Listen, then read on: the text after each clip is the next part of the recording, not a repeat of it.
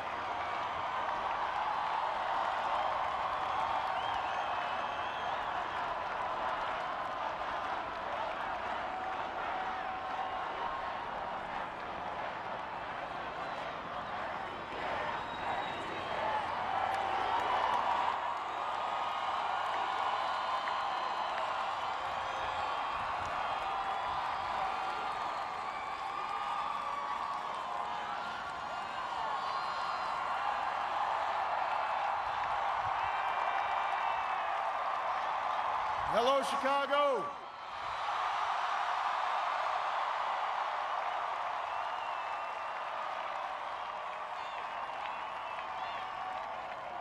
If there is anyone out there who still doubts that America is a place where all things are possible, who still wonders if the dream of our founders is alive in our time, who still questions the power of our democracy, tonight is your answer.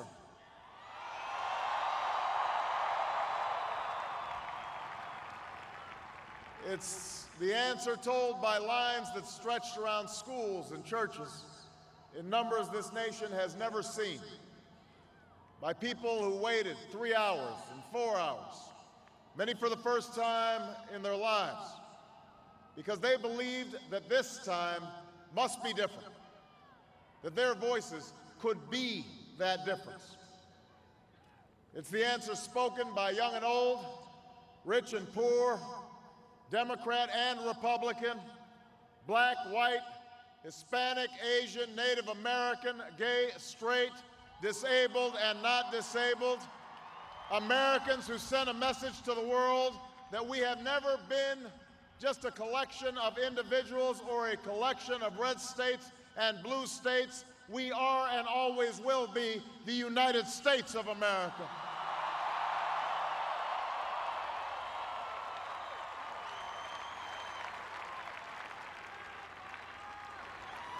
It's the answer that led those who've been told for so long by so many to be cynical and fearful and doubtful about what we can achieve, to put their hands on the arc of history and bend it once more toward the hope of a better day. It's been a long time coming, but tonight, because of what we did on this day, in this election, at this defining moment, change has come to America.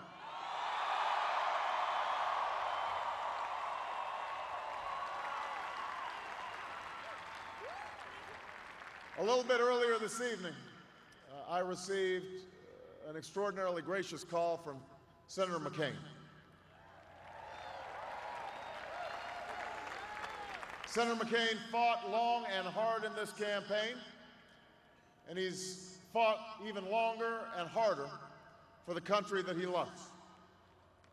He has endured sacrifices for America that most of us cannot begin to imagine. We are better off for the service rendered by this brave and selfless leader. I congratulate him. I congratulate Governor Palin for all that they've achieved, and I look forward to working with them to renew this nation's promise in the months ahead.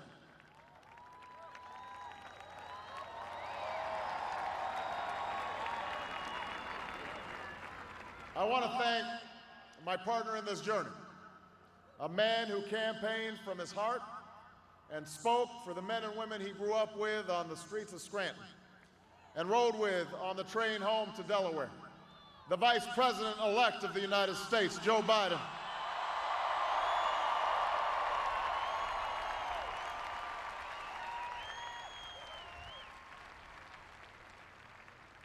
And I would not be standing here tonight without the unyielding support of my best friend for the last 16 years, the rock of our family, the love of my life, the nation's next First Lady, Michelle Obama.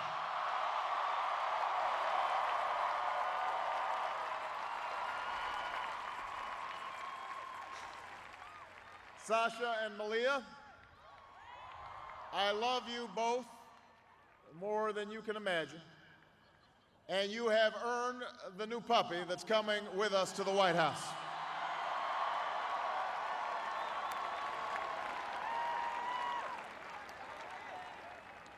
And while she's no longer with us, I know my grandmother's watching, along with the family that made me who I am. I miss them tonight. I know that my debt to them is beyond measure. To my sister Maya, my sister Alma, all my other brothers and sisters, thank you so much for all the support that you've given me. I am grateful to them.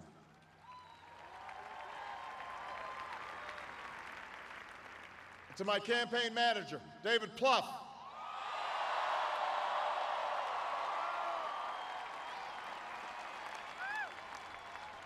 the unsung hero of this campaign, who built the best political campaign, I think, in the history of the United States of America. To my chief strategist, David Axelrod, who's been a partner with me every step of the way. To the best campaign team ever assembled in the history of politics, you made this happen, and I am forever grateful for what you've sacrificed to get it done. But above all, I will never forget who this victory truly belongs to. It belongs to you. It belongs to you. I was never the likeliest candidate for this office. We didn't start with much money or many endorsements. Our campaign was not hatched in the halls of Washington. It began in the backyards of Des Moines, in the living rooms of Concord, in the front porches of Charleston. It was built by working men and women who dug into what little savings they had to give $5 and $10 and $20 to the cause. It grew strength from the young people who rejected the myth of their generation's apathy, who left their homes and their families for jobs that offered little pay and less sleep. It drew strength from the not-so-young people who braved the bitter cold and scorching heat to knock on doors of perfect strangers, and from the millions of Americans who volunteered and organized and proved that more than 2 centuries later, a government of the people, by the people, and for the people has not perished from the earth. This is your victory.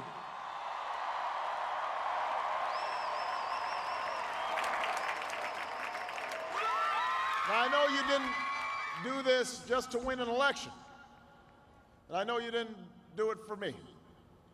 You did it because you understand the enormity of the task that lies ahead. For even as we celebrate tonight, we know the challenges that tomorrow will bring are the greatest of our lifetime. 2 wars, a planet in peril, the worst financial crisis in a century. Even as we stand here tonight, we know there are brave Americans waking up in the deserts of Iraq and the mountains of Afghanistan to risk their lives for us. There are mothers and fathers who will lie awake after their children fall asleep and wonder how they'll make the mortgage, or pay their doctor's bills, or save enough for their child's college education.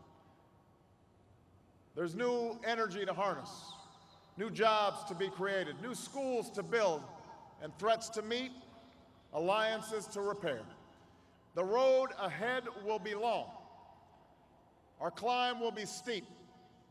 We may not get there in 1 year or even in one term. But America, I have never been more hopeful than I am tonight that we will get there. I promise you, we as a people will get there.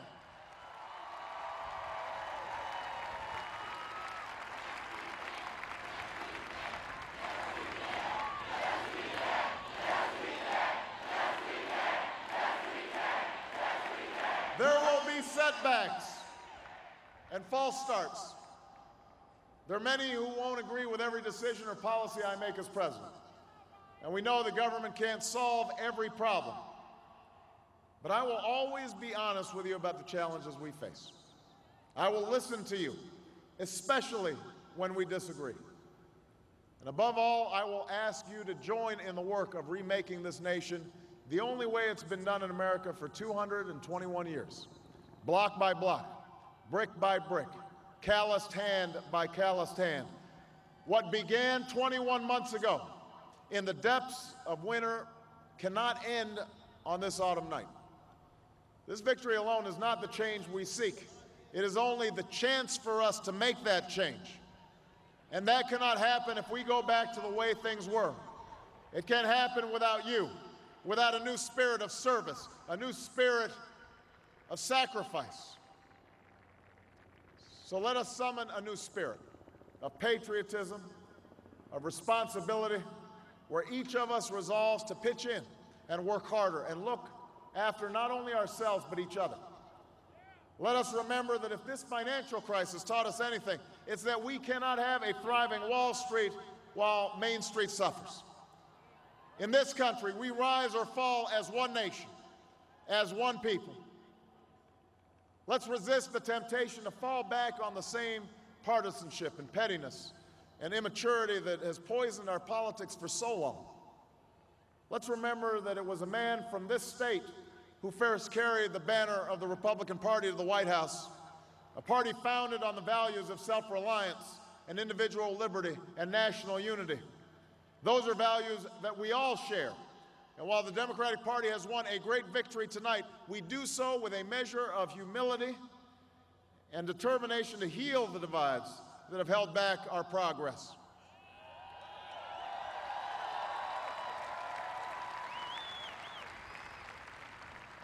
As Lincoln said to a nation far more divided than ours, we are not enemies, but friends. Though passion may have strained, it must not break our bonds of affection. And to those Americans whose support I have yet to earn, I may not have won your vote tonight, but I hear your voices. I need your help, and I will be your president too.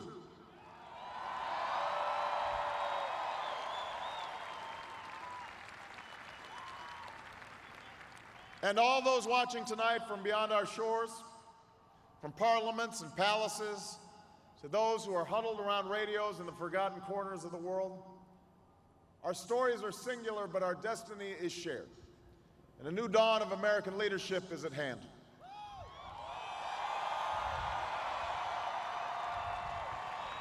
To those who would tear the world down, we will defeat you.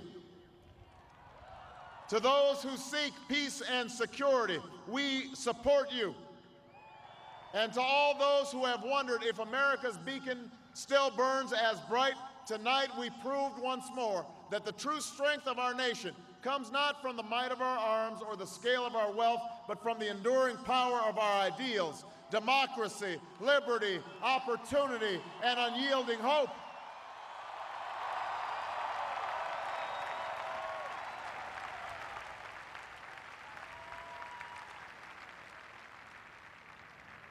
That's the true genius of America, that America can change. Our union can be perfected. And what we've already achieved gives us hope for what we can and must achieve tomorrow. This election had many firsts and many stories that will be told for generations, but one that's on my mind tonight is about a woman who cast her ballot in Atlanta. She is a lot like the millions of others who stood in line to make their voice heard in this election, except for one thing. Ann Nixon Cooper is 106 years old. She was born just a generation past slavery, a time when there were no cars on the road or planes in the sky, when someone like her couldn't vote for two reasons: because she was a woman and because of the color of her skin. And tonight, I think about all that she's seen throughout her century in America: the heartache and the hope, the struggle and the progress, the times we were told that we can't, and the people who pressed on with that American creed: yes, we can. At a time when women's voices were silenced and their hopes dismissed, she lived to see them stand up and speak out and reach for the ballot: yes, we can. When there was despair in the Dust Bowl and depression across the land, she saw a nation conquer fear itself with a New Deal, new jobs, a new sense of common purpose: yes, we can. When the bombs fell on our harbor and tyranny threatened the world, she was there to witness a generation rise to greatness and a democracy was saved: yes, we can.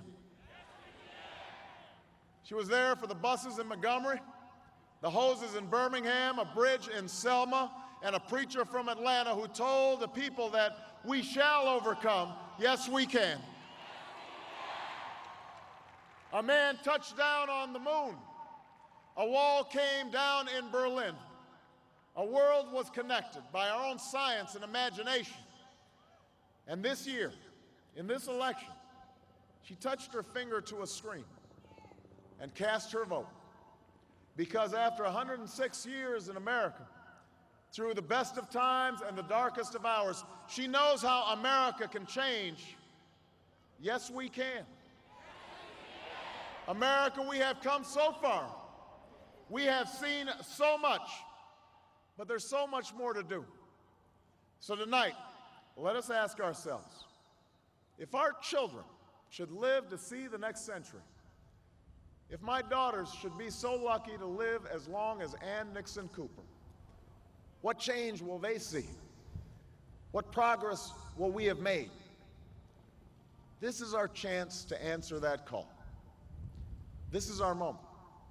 This is our time to put our people back to work and open doors of opportunity for our kids, to restore prosperity and promote the cause of peace, to reclaim the American dream and reaffirm that fundamental truth that out of many we are one, that while we breathe, we hope, and where we are met with cynicism and doubt and those who tell us that we can't, we will respond with that timeless creed that sums up the spirit of a people: yes, we can. Thank you. God bless you, and may God bless the United States of America. What must it feel like? Any of it. Start anywhere on the list. After this campaign, to address that kind of a crowd, to have this agenda awaiting, the prospect of bringing up two beautiful little girls in the White House, prospect of house training a puppy in the White House. It's been a long time. It's all happening tonight for Barack Obama. And the way plain English works in American society, what's going to be happening over the next 24 hours and then some, and it started today, and it's been going on for a good long time. People call other people and say, can you believe this? And here comes the Vice President-elect, Joe Biden.